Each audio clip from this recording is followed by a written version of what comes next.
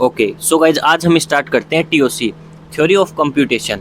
सो सबसे पहले डेफिनेशन जानते हैं। Theory of computation, theory of computation is the branch of computer science deals with how to solve the problem on a machine with the help of algorithm, जो कि यह बताता है कि मशीन में कैसे प्रॉब्लम सॉल्व होती है और वो भी स्टेप बाय स्टेप तरीके से।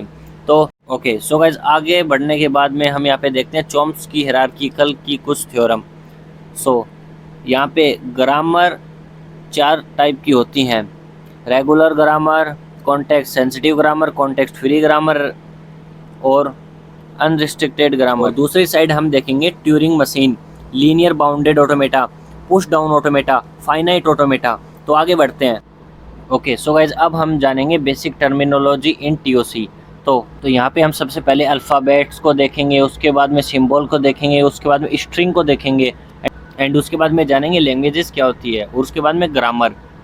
ओके गाइज सो इन सभी टॉपिक को ख़त्म करते हैं, आइए step by step, let's get started.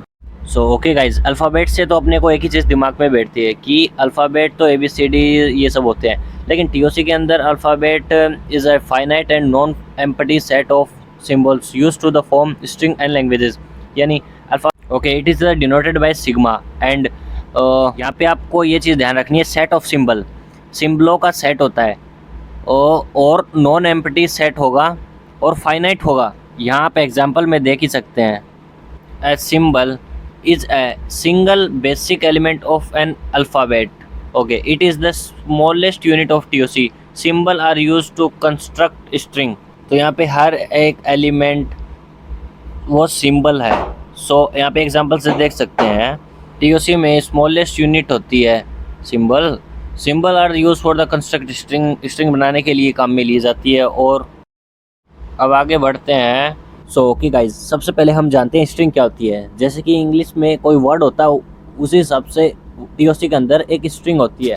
Okay so a string is a finite sequence of a symbol taking from alphabet. String are also called word. Length of string is equals to number of symbol in it. A string can be empty. String empty हो सकती है और जो string की length होती है वो number of symbols की लेंथ के इक्वल होता है। जैसे कि मैंने पहले भी कहा था, स्ट्रिंग एक टाइप से वर्ड होता है। एक चीज़ को ध्यान रखना है कि A string is a finite sequence of a symbol taking from alphabet. आइए अब जानते हैं स्ट्रिंग के कुछ टाइप्स को। ओके सो गाइस सबसे पहले हम यहाँ पे देखेंगे नॉन एम्प्टी स्ट्रिंग और दूसरा देखेंगे एम्प्टी स्ट्रिंग। तो सबसे पहले नॉन एम्प्टी स्ट्रिंग में क्या होता है कि कोई भी वैल्यू एम्प्टी नहीं होनी चाहिए, यानी जैसे A और B कोई भी अल्फ़ाबेट है उसको कॉम्बिनेट करते हैं तो A B B बन सकता है। ओके सो गाइस अब हम जानेंगे कि एम्प्टी स्ट्रिंग क्या होता है। एम्प्टी स्ट्रिंग के अंदर क्या होता है कि बिल्कुल खाली होगी, और दूसरी बात कि एप्सिलॉन से, और बाकी लेंथ क्या होती है, जैसे A और B है इसकी लेंथ 2 हो गई और A B लैंग्वेजेस और ग्रामर आगे के लिए छोड़ते हैं।